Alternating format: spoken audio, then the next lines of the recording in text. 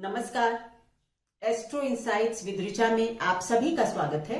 मैं हूं डॉक्टर ऋचा शुक्ला। आज एक बहुत ही महत्वपूर्ण विषय पर बात होगी जिस पर पूरी ज्योतिष टिकी हुई है और वो है भाग्य। हमारा भाग्य कैसा है, यही पूछने आप सब ज्योतिषी के पास जाते हैं। हमारा भाग्य अच्छा क्यों नहीं लिखा भगवान ने, उसका भाग्य कितना अच्छा, मेरा भाग्य बहुत खराब। मैं पता नहीं किन कर्मों की सजा भोग रहा हूं। इस जन्म में तो मैंने ऐसा कुछ नहीं किया। पता नहीं क्यों ईश्वर मेरे साथ ऐसा कर रहा है। हम सभी बोलते हैं ना, ये वाक्य सेंटेंसेस बहुत कॉमनली यूज्ड है, लेकिन सच्चाई यह है कि ये सारे सेंटेंसेस बिल्कुल, ये वाक्य बिल्कुल सारहीन है। क्योंकि अगर आपको अपने भाग्य को समझना है तो सबसे पहले आपको कर्म के विधान को समझना होगा। भाग्य का जो एक सबसे सरल मतलब हो सकता है या परिभाषा हो सकती है वो ये है कि आपके कर्मों के आधार पर निर्धारित जीवन का चक्र ही आपका भाग्य है। यहां ध्यान दीजिएगा, आपके कर्मों के आधार पर निर्धारित जीवन चक्र ही आपका भाग्य है, यानी इसके जिम्मेदार अच्छे या बुरे के आप स्वयं हैं। तो सबसे पहले तो ये कि ईश्वर ने ऐसा लिख दिया, ये गलत है। ईश्वर ने आपके लिए ग्रहों की स्थापना आपकी कुंडली में आपके कर्मों के हिसाब से ही की है। जैसा कि मैं एक बार आपको श्री विष्णु के अवतारों के विषय में जब मैंने बताया था तो बताया था कि पाराशर जी ने बृहद पाराशर होरा शास्त्र में सबसे पहले अध्याय में ही ये लिखा है कि सारे जो ग्रह हैं वो श्री विष्णु के अवतार हैं। सो प्रकृति के जो कर्ता धर्ता हैं उन्होंने ग्रहों को अपने रूप को ही आपके कर्मों के विधान के अनुसार बैठा दिया है और वही आपका भाग्य बन गया है। क्योंकि ईश्वर को कोई भी कम प्रिय या कोई ज्यादा प्रिय तो है ही नहीं। ईश्वर के लिए तो हम सब बराबर हैं। फिर भी अगर इस समाज में हम इतनी, जिसको आप कहते हैं, असंगतियां देखते हैं, कोई बहुत अमीर, कोई बहुत गरीब, कोई कष्ट में, कोई आराम में, तो फिर निश्चित रूप से यदि ईश्वर समदर्शी है तो कहीं ना कहीं इसमें हमारे कर्मों का योगदान होगा ही। इसका एक उदाहरण जो मैं शायद अपने हर क्लाइंट को दिया होगा वो ये कि एक बच्चा जो है वो एक बहुत समृद्ध परिवार में जन्म लेता है। यहां पर कर्म की थ्योरी को समझिएगा। एक बच्चा जिसने कि बहुत समृद्ध परिवार में जन्म लिया, दूसरा बच्चा जिसने बहुत गरीब परिवार में जन्म लिया, दोनों ने इस जीवन में यानी कि मां के गर्भ में आने से पैदा होने तक कोई भी कर्म नहीं किया। समझ रहे हैं आप? यानी कुछ अच्छा बुरा तो नहीं किया ना। गर्भ में किसी को फल खाने को मिल रहे हैं और किसी की मां सूखी रोटी और पानी खा रही है, यानी आपका गर्भ में भी भोजन अलग अलग तरीके का आपको मिल रहा है। ये और बात है कि क्योंकि ईश्वर समदर्शी है तो वो अंदर जो है वो सारा प्रोसेस होकर जो ब्लड बनता है खाने से, जो हमें ऊर्जा मिलती है, वो ऊर्जा गर्भ में बैठे बच्चे तक जाती है। तो चाहे आप फल खाएं या आप सूखी रोटी खाएं, उसका पौष्टिकता तो थोड़ी फर्क होगी, लेकिन फिर भी जो ऊर्जा है उस भोजन की वो उस बच्चे तक प्राप्त होती रहती है। लेकिन उस आत्मा ने, उस बच्चे ने, जो शरीर बन रहा है, उसने कोई कर्म नहीं किया। माना कि दोनों की डिलीवरी जो है वो नॉर्मल हो जाती है तो वो कर्म भी एक जैसा हो गया। पर किसी ने मखमल के गद्दे पर आंखें खोली और किसी ने किसी पटरी पर, किसी झुग्गी में आंखें खोली। इसको आप क्या कहेंगे? ये आपकी कर्म, जो मैंने कहा ना, आपके कर्मों के आधार पर निर्धारित जीवन चक्र आपका भाग्य है। तो आप पिछले जन्मों में क्या करके आए थे वो ये डिसाइड करता है कि आपको इस जीवन में कहां से आप जीवन को स्टार्ट करते हैं। कलेश से, कष्ट से, विसंगतियों से या फिर आराम से। तो जब दो बच्चों ने कोई कर्म किया ही नहीं तो फिर उनके जन्म में इतना भेद क्यों?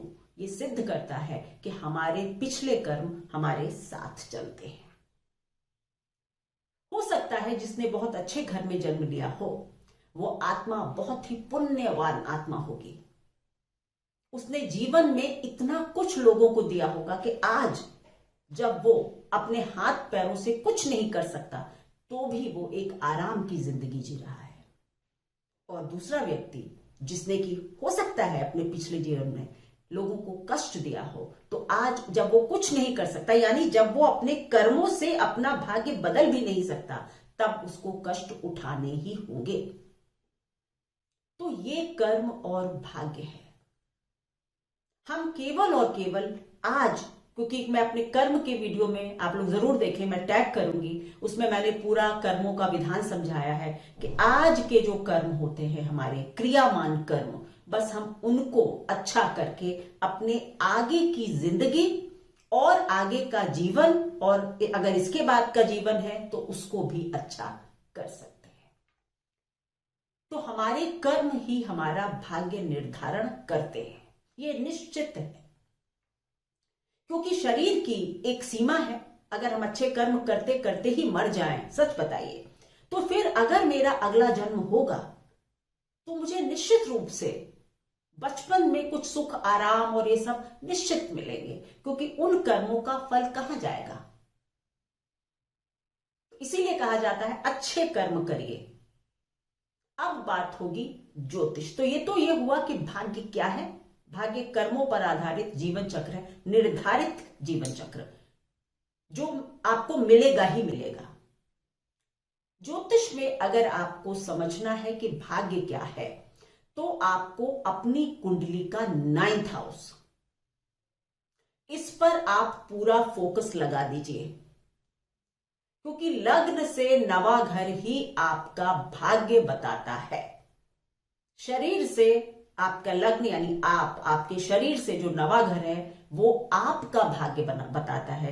इसी तरह नवाश को भी मैं कहती हूं कि वो ब्रह्मा की वाणी है, यानी नवाश में लिखा हुआ जो चीज है वो एक तरह से आपके फिक्स्ड कर्म है, उनका फल आपको मिलेगा ही मिलेगा। बाकी अगर आप पूरी कुंडली को अगर आपको संतान से रिलेटेड अपना भाग्य समझना है तो आपको 5वें घर से 9वें घर को देखना होगा। अगर आपको पत्नी से रिलेटेड भाग्य को समझना है तो फिर आपको 7वें घर से 9वें घर की एनालिसिस करनी ही होगी। कार्य के संबंधित नौकरी में प्रमोशंस होंगे, मेरा भाग्य क्या कहता है, 10वें घर से 9वां घर देखिए, यानी कि छठा घर। तभी मैं कहती हूं ना कि छठा घर बहुत इंपॉर्टेंट है। और अगर आपको अपने जीवन में ये देखना है कि हमारे क्या क्या दंड विधान है या किन चीजों पर मुझको अपने कर्म बहुत काटने होंगे, तो आप उस भाव से छठा भाव देख लीजिए। अगर आपका छठा भाव अच्छा है, माना लग्न से छठा भाव अच्छा है, तो इस जीवन में आपको रोग ऋण रिपु का जो है वो कष्ट नहीं होगा। अगर वो पीड़ित है तो आपको इन सब के कष्ट अवश्य होंगे। इसी तरह अगर आपको संतान से देखना है कि संतान से रिलेटेड मेरे कर्म क्या हैं, भाग्य तो 9th हाउस देख लिया, फिर आपने देखा मेरे कर्म क्या हैं, तो 5वें घर से छठा घर देखिए, 10वां घर देखिए। अगर आपका 10वां घर पीड़ित है तो आप मानिए कि आपको तो नौकरी चाकरी में जो थोड़ी बहुत दिक्कत होगी वो होगी, आपको अपने बच्चों के लिए परेशान होना पड़ सकता है। तो इस तरह से आपको अपना भाग्य निकालने के लिए, यानी कि ग्रॉस लक आपके साथ कितना है, आपको अपनी कुंडली के हर भाव से 9वें घर का आकलन करना चाहिए और हर भाव से छठे घर का आकलन करके आपको अपने कर्मों को काटना समझना होगा। और अगर इसको और भी सरल आप करना चाहते हैं तो बृहस्पति से 9वां भाव देखिए और कर्मों को काटने के लिए शनि से छठा भाव देखिए। ये सारी बातें बिल्कुल तय है, क्योंकि बृहस्पति जीव कारक हैं। तो बृहस्पति से 9th हाउस आपका लक बहुत ज्यादा बताता है, और शनि से छठा घर आपके कर्मों का लेखा जोखा खोल देता है। ये आप लोगों के लिए, ज्योतिष के विद्यार्थियों के लिए एक बहुत बड़ा लेसन आज मैंने दिया है। अपनी कुंडलियों को देखिए, अपने मित्रों की कुंडली को देखिए, ये मेरे जो भी कथन हैं वो आपके सामने जीवित होकर सामने आ जाएंगे। और ये सारे मैंने अपने अनुभव से, अपनी लर्निंग से ये सिद्धांत निकाले हैं कि बृहस्पति से 9th आपका भाग्य है और शनि से छठा आपका कर्म है। इसको आप कहीं भी लगाइए, आप देखेंगे कि आपका निर्णय गलत नहीं होगा। भाग्य के लिए एक, जो मैंने कहा था, एक पासिंग रेफरेंस में गीता का अवश्य दूंगी, क्योंकि मैं गीता जी, मतलब जिसको कहा जाता है कि भगवत गीता का मैं बहुत अनुकरण करती हूं जीवन में, तो ऐसा हो ही नहीं सकता कि मैं ये बात करूं और उसका रेफरेंस ना हो। तो उसमें जब हम ये कहते हैं कि कर्मण्येवाधिकारस्ते मा फलेषु कदाचन, इसका सिर्फ एक मतलब है कि भाई आपको अपने कर्म पूरी निष्ठा के साथ अच्छे ईमानदारी से पूरे करने चाहिए। आपको फिर उसके फल की चिंता नहीं होनी चाहिए। मतलब ये कि फल के टाइमिंग की चिंता नहीं होनी चाहिए। यहां भी एक ट्विस्ट है। मां फलेषु कदाचन का मतलब ये नहीं है कि लोग कहते हैं तो फिर इसका मतलब हम कर्म ही ना करें। मेरा यहां पर ये जो ट्विस्ट है, यानी जो between the lines Shri Krishna कहना चाहते थे, वो ये था कि आप उसकी टाइमिंग की शर्त नहीं लगा सकते। ये तो सच है कि अच्छे का अच्छा और बुरे का बुरा, लेकिन कब, यही $1,00,000 का प्रश्न है। कब, ये आपके हाथ में नहीं, ये प्रकृति के हाथ में है, ईश्वर के हाथ में है, सर्वोच्च सत्ता के हाथ में है। सो अच्छे कर्म करते जाइए, लेकिन उसके फल आज होंगे, कल होंगे, परसों होंगे, अगले जन्म में होंगे, इस पर आपका कोई भी से नहीं हो सकता। आपका अधिकार क्षेत्र वहां पर खत्म हो जाता है। आपके अधिकार में जो चीज है वो क्यों ना कर लें। अच्छे कर्म अच्छे ही भाग्य का निर्माण करते हैं। अगर सच मानिए आपके जीवन में बहुत प्रॉब्लम्स है, मेरे पास बहुत लोग कॉल कर रहे हैं, मैं परेशान हूं, मैं ऋण में दबा हुआ हूं, ये आज आप लिख लीजिए कि आप जिस चीज से परेशान हैं वो समाज को देने लगिए। अगर आप रोग से परेशान हैं तो आप किसी गरीब की दवाई में मदद कर दीजिए, थोड़ी बहुत कर दीजिए। अगर आप कर्जे में हैं तो मैं ये नहीं कह रही कि जब आप खुद कर्जे में हैं तो घर बेचकर दान करिए, नहीं, लेकिन 10 रुपए, 5 रुपए, 1 रुपया, वट एवर, बस इंटेंशन अच्छा होना चाहिए कि मैं तो हूं ही परेशानी में, बट अगर मेरे सामने इसी परेशानी से कोई जुड़ा हुआ व्यक्ति, यानी कोई पैसे के लिए प्रॉब्लम में है, कोई भिखारी ही आ जाता है आपके दरवाजे पर, आप कहें अरे भाई जाओ मैं खुद ही परेशान हूं, गलत। आप चाहे 4 आने दे दें, अब तो चलता भी नहीं है, कहां से मैंने निकाल लिया, 1 रुपया दे दें, 50 पैसा दे दें, लेकिन आप दे दें। अगर आपके संतान से रिलेटेड प्रॉब्लम्स चल रही हैं, आप किसी गरीब बच्चे की शिक्षा, उसका जीवन बनाने में जुट जाइए। आप वापस मुझ तक अवश्य आएंगे ये बताने कि मेरा जीवन बदल गया है। प्रकृति अगर हमें किसी चीज के लिए तरसा रही है, इसका मतलब हमने अपने पिछले जन्मों में वो किसी को नहीं दिया, उसका कोई दान नहीं किया, उससे रिलेटेड कोई अच्छे कर्म नहीं किए, तभी तो आज उस चीज के लिए हम इतने परेशान हैं। क्योंकि अगर दिया होता तो वापस अवश्य आता। ये तो प्रकृति का नियम है, ये कभी नहीं बदलेगा। जो बोएंगे वो निकलेगा। सो जीवन में जिस चीज के लिए भी अगर आपका विवाह नहीं हो रहा, गरीब बच्चों की शादी में कुछ अपना अंश देने लगिए, और पंडितों के बताए उपाय, शांति, पूजा, प्लीज स्टॉप इट। कुछ नहीं बदलेगा।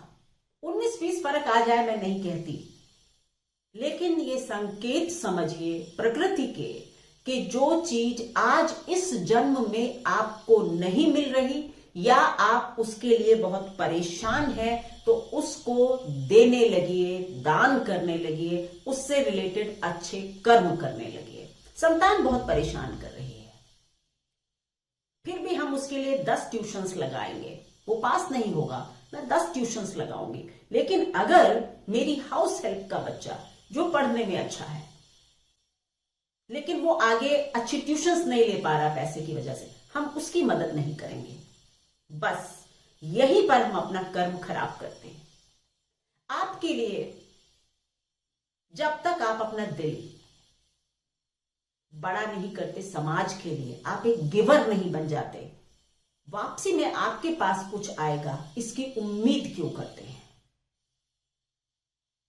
अगर आप उसके बच्चे की एजुकेशन में मदद कर दें और आपको ये आनंद मिले कि यार ठीक है, मेरा बच्चा तो नहीं कर पाया लेकिन मैंने इसके बच्चे को हेल्प कर दी, सच मानिए ये कर्म, आपका ये कर्म आपके बच्चे की जिंदगी में एक बड़ा परिवर्तन ला सकता है। ये सारी बातें मेरी आजमाई हुई हैं। लोगों को मैंने 19 सालों से जो गाइड किया है, उस सबका निचोड़ है जो अब आज मैं आपको इस माध्यम से पूरे समाज के साथ शेयर कर रही हूं। तो बस अपने भाग्य को समझना है तो किस तरह से समझेंगे, सुधारना है तो किस तरह से सुधारेंगे। आज मैंने आपको ये एक गूढ़ विषय, ये जीवन की सबसे बड़ी पहेली आपके सामने सुलझा दी है। आशा है कि आप इस चीज को अपने जीवन में उतारेंगे और अपने जीवन को बदलता हुआ देखेंगे। धन्यवाद। मेरे वीडियोस को, मेरे चैनल को पसंद कर रहे हैं तो लाइक करें, शेयर करें, अवश्य ही बेल आइकन प्रेस करें, सो दैट आप लोग कोई भी मेरा वीडियो मिस नहीं करते हैं। धन्यवाद।